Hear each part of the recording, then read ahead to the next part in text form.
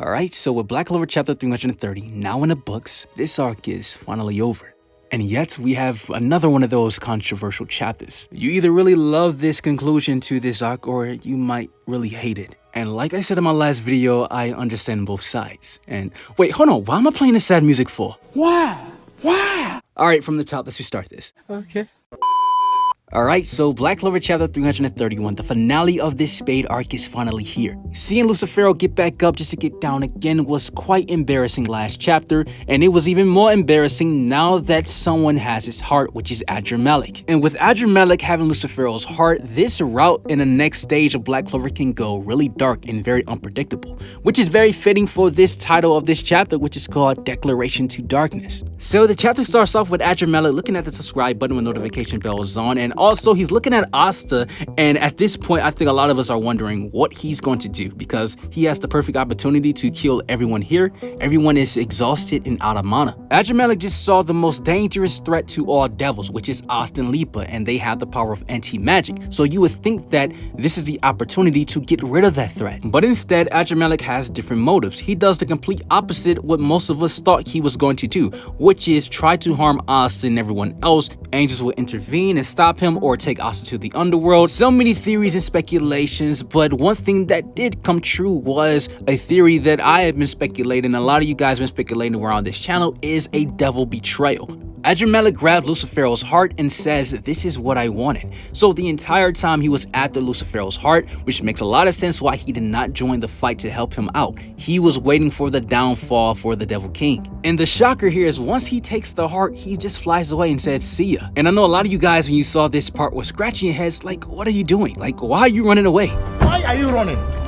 Why are you running? And I started to think that maybe it's because Adrammelech wants to be a king, a devil king. We know about the Cliff of Devils hierarchy, and we know that there are 3 rulers that govern them. They are the 3 devil kings, which we know that the lower the level, the stronger the devils are, and that would just make us assume that the 3 rulers are the stronger devils. A human becomes extremely powerful once they have the heart of a devil. We saw that with Xenon. We saw how powerful devils can become once they fuse together. But if Adrammelech is after Lucifero's heart to absorb it and eat it like a devil fruit, how powerful can he become with a devil absorbing another devil's heart? What's very interesting about little Addy is that we haven't seen his magic yet. And if his goal is just to eat Lucifero's heart, absorb his power, absorb his magic, everything, he's going to have an amplification in power on top of his own magic. And he's already 100% completely manifested. Maybe killing Asta is not his prime objective, or not a big objective when he's trying to become the supreme ruler of the underworld, knowing that there are bigger fish in the underworld where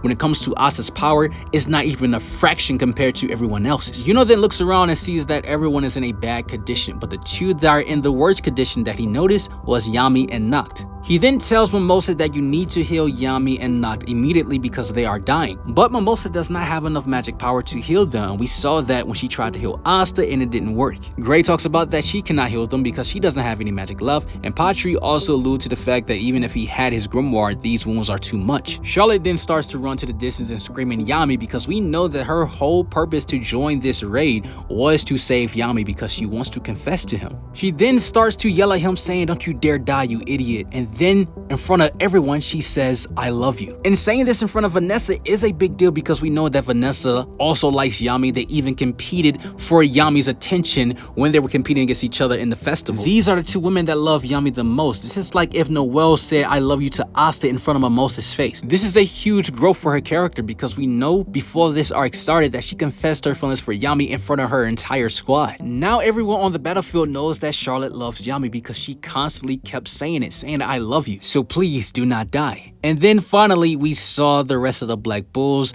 coming out with Charmy, which is the most important piece to this chapter because with her cooking magic, she has the power to replenish mana, and I think we all saw this coming. Charmy then goes to Mimosa saying that you must eat this up immediately, and mind you, Mimosa was so confused because she never saw Charmy with this ability. Once her magic power was recovered, she then uses ultimate plant magic, Princess Utopia, which honestly, this gave me chapter 304 vibes, where Tabata does this bait and switch with character's death. Now, you guys remember I've been telling you guys when this was happening that God is not going to die because it's all about this writing patterns. He does a really good job with death setups, but it doesn't follow through, which is why I tend to be optimistic with characters' death and not overthink if characters are going to die with this series, because it has yet to be proven to me on a consistent basis. And I'm talking about main cast characters, not Golden Dawn members or side characters that really no one cares about. So I know this part of the chapter was a little bit of annoyance to a lot of people because this is one of the biggest issues they have with Black Clover. They want some big ramifications, some big impactful deaths or some consequences that can happen, and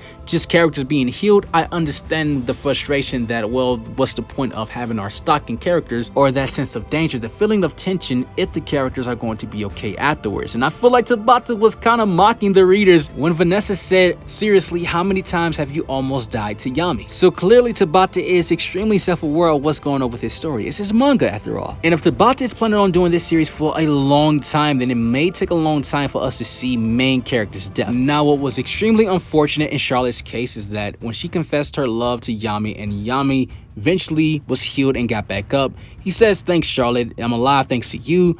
But what was you saying earlier? He did not hear a single confession. He did not hear a single thing what she was saying. So the gag continues of this relationship between Yami and Charlotte, which honestly, I think it should just be over with. I believe that Yami should just understand what is happening here. He knows Ki. He can read Ki. I think he's doing this on purpose, to be honest. At this point, I truly believe that Yami is going to be the one that confessed to Charlotte, because Tabata is doing her character really dirty. Unfortunately, I think that she does not deserve that. Just get it over with. But you know, that just an indication that Black Clover is going to continue on for quite a while. One thing I do really like about this chapter is seeing Asta and Yami interact again like old times, because it's been a while since we saw something like this interaction between these two. It reminded me of Black Clover before the time skip. It was more so a nostalgic feeling, just seeing him grab Asta's head and just crushing it, talking about how Asta thrashes katana. I really like this part. But he did say that he's going to get a new one, and it makes me think that, where are you going to get a new one? Can this next arc have a place into the Land of the Sun and Yami gets a new sword there?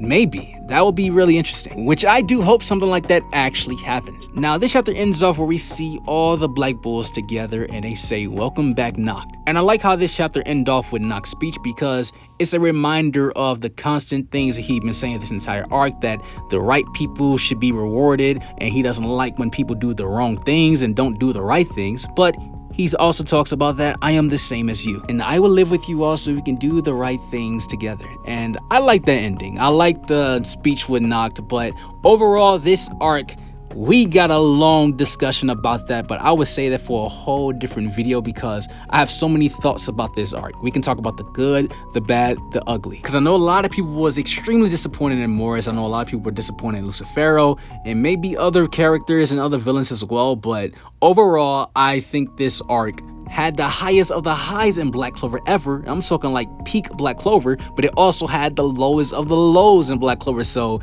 this is going to be a tough one to tackle. So until then, you guys have an awesome life. Take care of yourselves, stay blessed, and I will catch you guys in the next one.